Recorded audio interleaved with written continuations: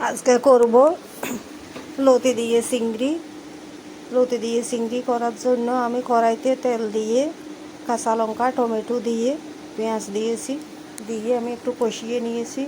দেব ধনের গুঁড়ো, জিরের গুঁড়ো, লঙ্কার গুঁড়ো, হলুদের গুঁড়ো দিয়েছি। দিয়ে পেঁয়াজটা একটু কষিয়ে চিংড়ি মাছটা দিয়ে দিয়েছি। চিংড়ি মাছটা একটু কষিয়ে নেব, কষিয়ে একটুখানি জল দেব।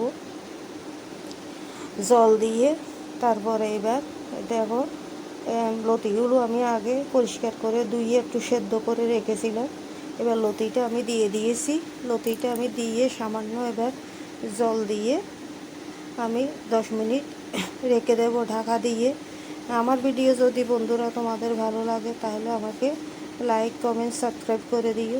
এবার আমি 10 মিনিট ঢাকা দিয়ে রেখেছি। লতিটা দেখো আমার এই লতিটা রান্না হয়ে গেছে। এই দেখো, এটা গরম গরম ভাতের সাথে খুবই টেস্টি হবে। এবার টমেটো যদি